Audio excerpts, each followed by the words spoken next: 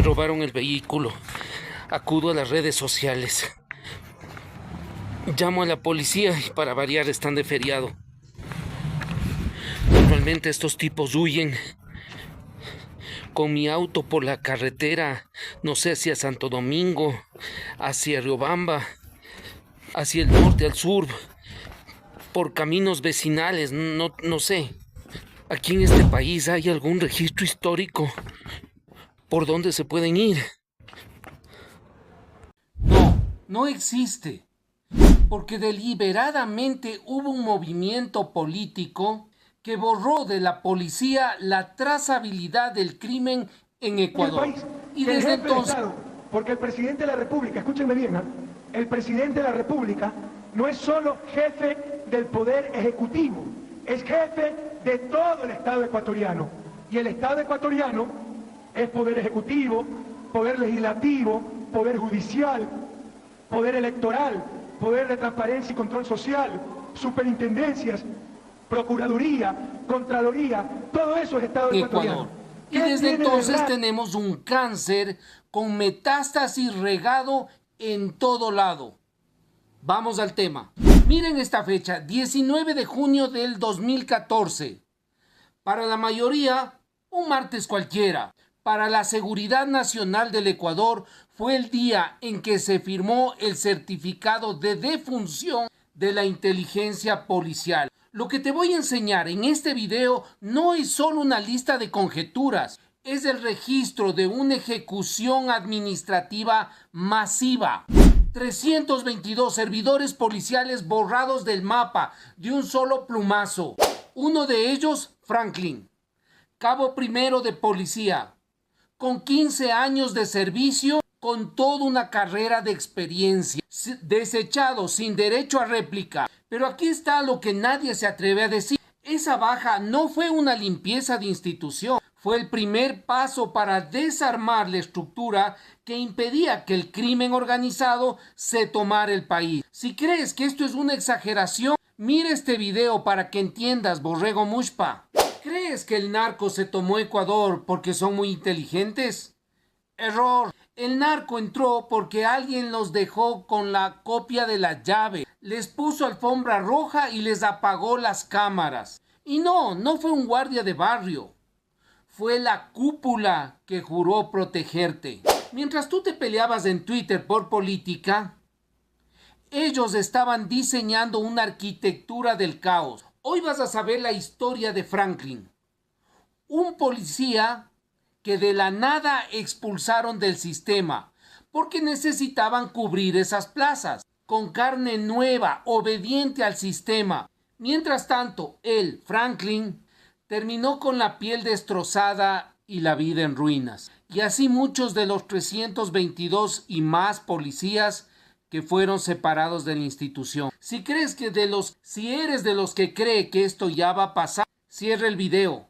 Esto es para los que quieren entender cómo nos vendieron por partes. Y en este video vamos a resolver 3 preguntas importantes. ¿Cómo se borra estratégicamente la trazabilidad del mayor sistema de seguridad del país, la policía? 2. ¿Cuáles fueron los 4 ejes principales para que un país se convierta en el principal centro de distribución del polvito blanco del mundo? Y finalmente 3, ¿quién dio la orden de dejar entrar a la mafia balcánica sin pedirles ni el currículum? La denuncia del caso de Franklin, cabo primero, me llevó a esta investigación y me di cuenta que todas las noticias son como un cuerpo destripado.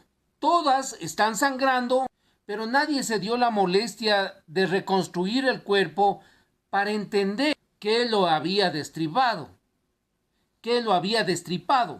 Todos los noticieros te venden la noticia de la justicia está tomada, la policía está cohesionada, el tránsito tiene muchísimos frentes, las aduanas son corruptas. Y si todo está relacionado, y si todo fue desarticulado a propósito, y si todo tenía el mismo fin, pues bien, sí, ahora somos el centro de distribución del polvito blanco. ¿Qué tenemos que hacer? Pregunta lógica. desmantelar al Estado, pero principalmente a la cadena de seguridad. 1. El caso Franklin, el punto de inflexión. El caso de Franklin. Ministerio del Interior.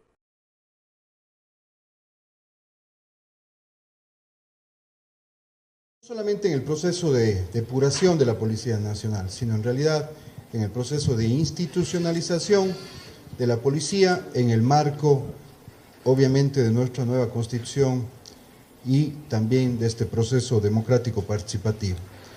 En el año 2013 tomamos la decisión efectivamente de hacer una evaluación de un primer grupo de miembros de la Policía Nacional que tenían procesos judiciales por presuntos delitos penales en los que ellos estaban involucrados.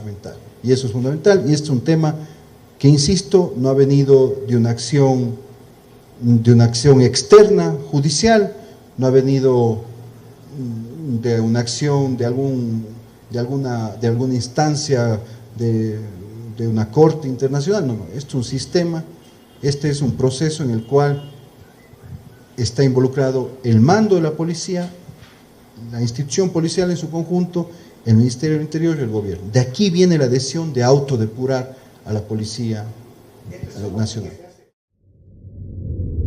Ministerio del Interior. El caso de Franklin no fue un evento aislado de indisciplina, sino el test de estrés que el sistema político aplicó a la policía de inteligencia. La desvinculación del mayor Manuel Silva, por ejemplo, marcó el inicio de una purga estratégica. Lo que nadie vio, al castigar al investigador que halló las conexiones del narcotráfico con la política, se envió un mensaje sistémico a la institución. La inteligencia que compromete al poder es traición. Consecuencia, se reemplazó la inteligencia operativa, el UIAD y el UIAS, por una inteligencia política, la SENAIN. El objetivo no era detener el flujo de droga, sino vigilar a los opositores internos. El desarme estratégico de los puntos de control. Vamos al meollo.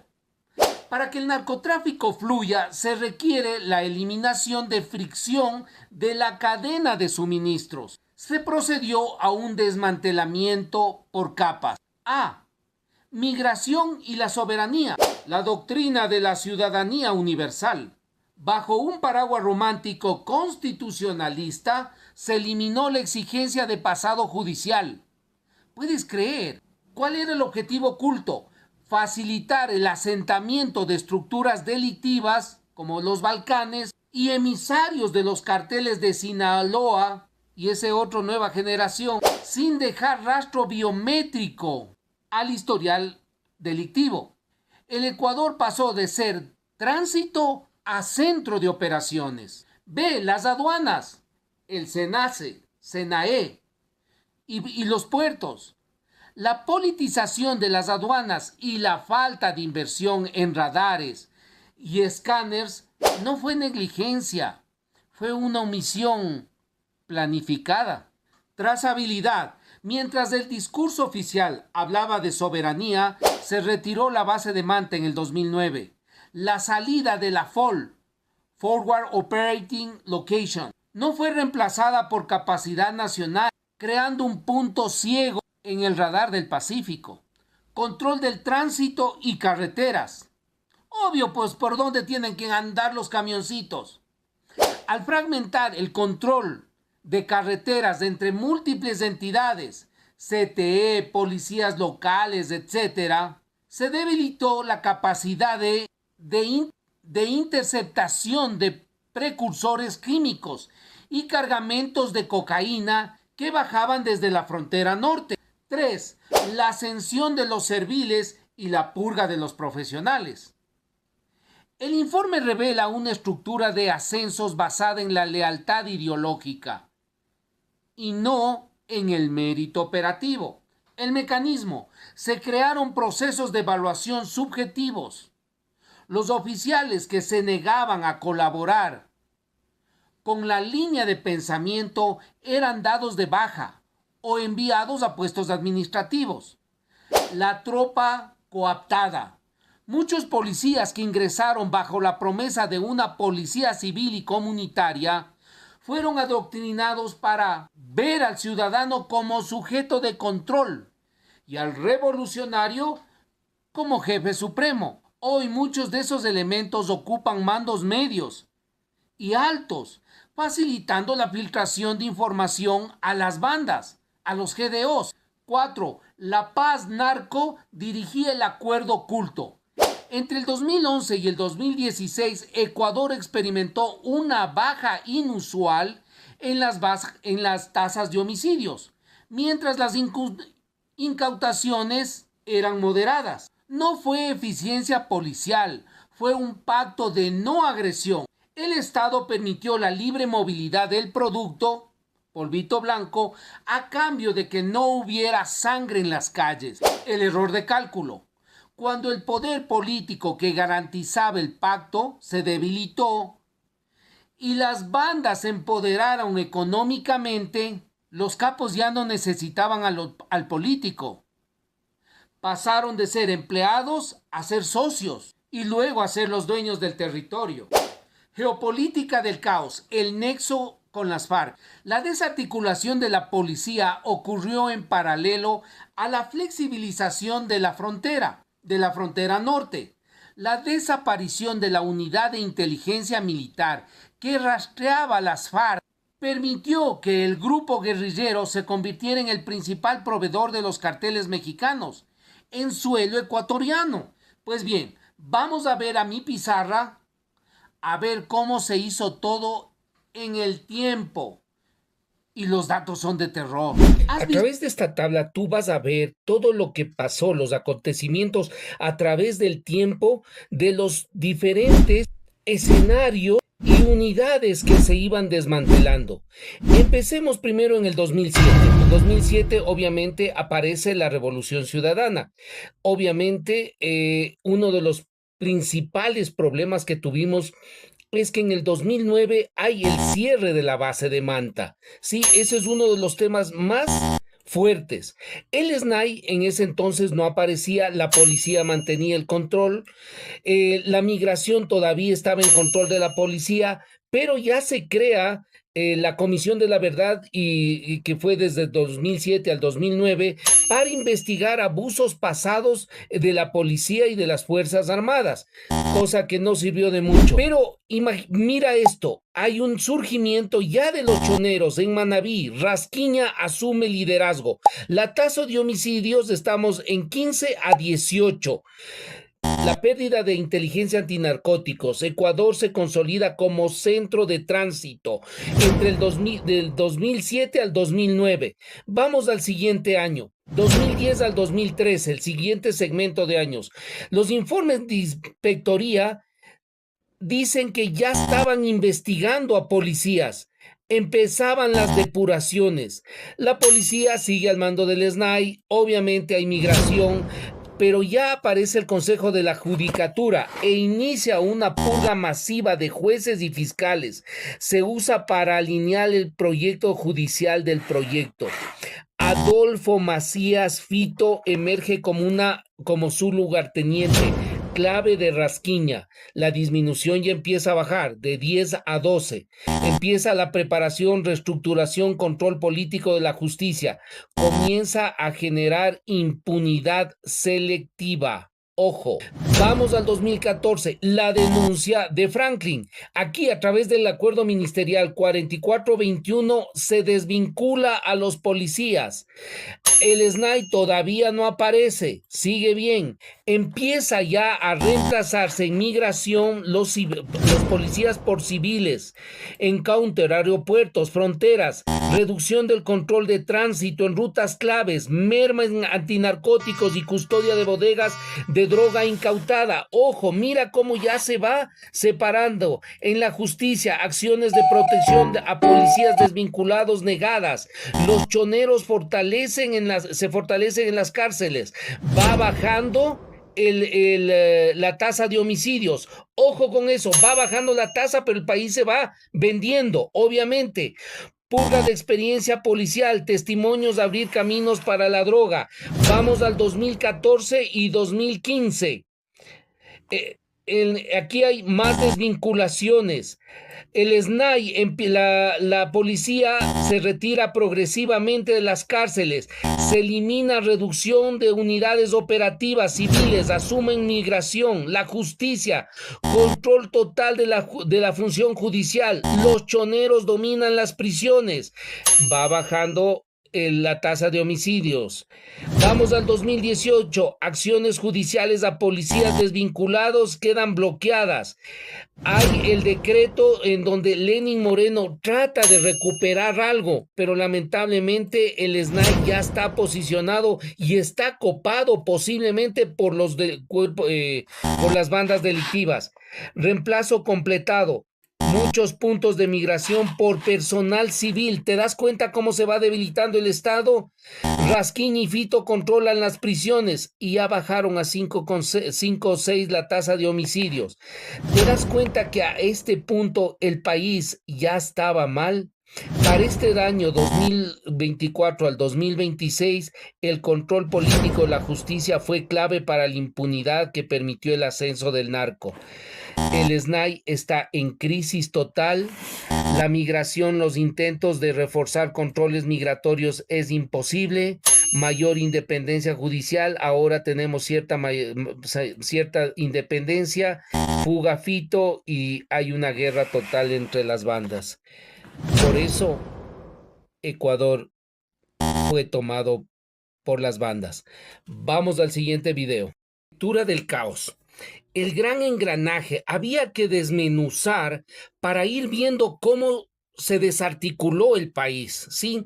El gran engranaje, la entrega planificada de la soberanía estatal y la ingeniería de desmantelamiento que dio vía libre a la estructura narcocriminal.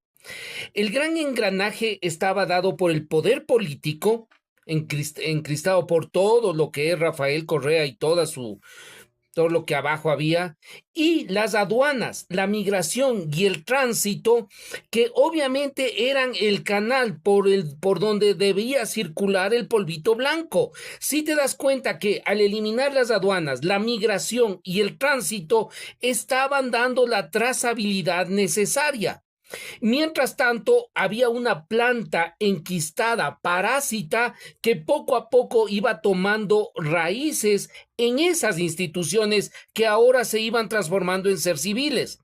Para eso hemos creado un modelo tridimensional donde jugamos diferentes variables. El riesgo de corrupción que tuvo la policía, el ascenso de los rangos y la lealtad política. ¿Qué pasa si estas tres variables las conjugamos? Mira tú el escenario, ¿no? Tenemos un cubo. En la parte del vértice inferior está el estado base, la parte más elemental. Obviamente, ¿qué es la opacidad financiera? La opacidad financiera es la capacidad que tienen los diferentes servidores públicos para tapar lo ilícito. Sí, entonces, lealtad política 1, o sea, están en nivel bajo. El rango alcanzado, estamos hablando de los rangos más bajos. La opacidad financiera 1. Pero mira, conforme va subiendo, la lealtad política también va creciendo. Por supuesto, si ya voy 3 años en la policía y entré por Rafael Correa, me debo al líder. La opacidad financiera ya es de 2. O sea, ya tengo que tapar algunas cositas. El ascenso va más rápido. Y conforme vamos subiendo, la lealtad política va incrementándose hasta que llegamos, obviamente, a los rangos de la cúpula del alto mando, en donde la lealtad política es de 7, el rango alcanzado y es un 6 y la opacidad financiera es 9. Mira tú qué pasa con esta estructura ya que estamos en la estructura más intacta. La lealtad política es total, es el 10, el rango alcanzado 9.5 y la opacidad financiera 10. Este es el trayecto de la policía. Vamos viendo qué pasó en el cuadrante de las aduanas. Mira, mientras el volumen de carga ascendía, en cambio las inspecciones físicas iban decreciendo. ¿Te das cuenta? De esto estamos hablando desde el 2008 al 2020. Ese fenómeno es el que se dio. Vamos en cambio al otro cuadrante, a la migración. ¿Qué significa ese estrato rojo? El estrato rojo son todos los migrantes que entraron con vía libre y que luego formaron empresas y que luego este es de la vía libre para todas las mafias que entraron sin abiertas las puertas. Vamos al siguiente cuadrante, que es de tránsito. Mira las calles, las vías. El punto ciego representó el 82%. El 82% al darle a instituciones privadas como por ejemplo todas las que llevan las municipalidades, ese rato le quitaban la trazabilidad del camino del polvito blanco en el Ecuador. Pero eso es un punto ciego. Y finalmente estamos yendo al cuadrante del crecimiento narco versus el presupuesto de justicia. Mira, mientras el poder financiero del narco se multiplicaba por 8 a la fecha, el presupuesto de justicia ha permanecido casi constante. Por esa razón es que ahora los narcos compran a la justicia o se increstaron en la justicia porque tienen mayor poder económico aquí dentro del país. Ojalá con todos estos datos puedas entender cómo a través de estos 4 pilares fracasamos como Estado. Nos fueron quitando al Ecuador. Por eso nos convertimos en distribuidora. Cobrando una comisión por el robo. Si te está hirviendo la sangre, como a mí, como ecuatoriano, comparte este video. No dejes que el algoritmo esconda la verdad. Hablemos de las carreteras. La policía ya no tiene ojos ahí. Fragmentaron el control para que nadie sepa qué llevaba el camioncito de al lado. Es un bypass perfecto. ¿Viste en el gráfico la escala de 800? No son dólares de bolsillo. Es el poder del narco creciendo 8 veces más rápido que lo que el Estado gasta en justicia. El narco no es un enemigo externo, es una planta parásita dentro del país. Se alimenta de las instituciones que nosotros pagamos con impuestos. El narco paga bonos que el Estado no puede competir. ¿Por qué la policía no detiene los camiones de droga? Fácil. Porque legalmente no tienen competencia de tránsito. El caos fue diseñado por abogados, no por los sicarios. Aquí es donde la ironía se acaba. Franklin no es un gráfico en mi pizarra, es un hombre de carne y hueso. Su pelea de injusticia sigue en los tribunales. Unos compañeros suyos fueron ratificados en verdad, pero el daño al país ya lo hicieron. ¿Qué recibió a cambio? ¿Una medalla? No, recibió persecución. Su piel está marcada por el estrés, una enfermedad autoinmune y las lesiones de una lucha que parece perdida. Su familia fue el daño colateral. Mientras muchos policías que aceptaron el soborno del despido ahora disfrutan de jubilaciones, Franklin cuenta los centavos para sobrevivir. Es la justicia al revés. El hombre termina en la miseria y el traidor termina en la asamblea o en un consulado. Hoy tenemos un nuevo gobierno. Dicen que son lo nuevo. Pero yo me pregunto, ¿qué va a hacer el presidente Noboa con esta estructura que sigue ahí? Porque los que en un entonces ingresaron a la policía y tenían la consigna de ser serviles, ahora ocupan cargos de responsabilidad. Han pasado 12 años. Ellos ascendieron ya. La supuesta tranquilidad que nos vendieron fue una paz narcodirigida. Una mentira que nos costó al país.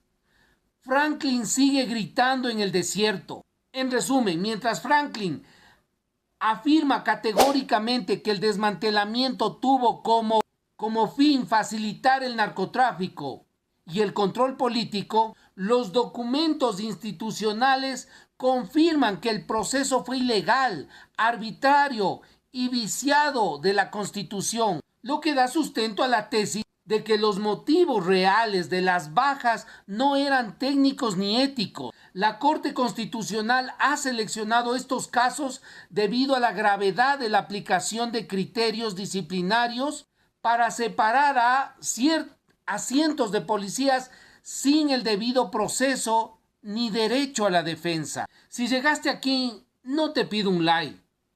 Te pido que guardes este video. Es evidencia. Comenta abajo, ¿crees que hay retorno o continuaremos siendo un estado narco? ¿El gobierno está avanzando? Te leo en los comentarios. La verdad duele, pero el silencio mata. Soy Patricio Larco Espinosa y esto fue La Arquitectura del Caos. Nos vemos en la próxima grieta del sistema. Pero antes, y para finalizar, para que entiendas lo que pasó y por qué llegamos acá, la razón fue esta.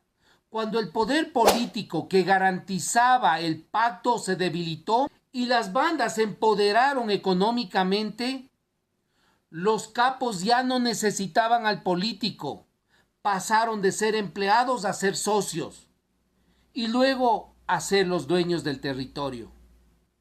Esto es lo que pasó. Y si quieres conocer cómo por contenidos de valor generas ingreso en tu empresa, escríbeme, asesórame y nos comunicamos contigo y te enseño cómo hacer este mundo de la marca personal.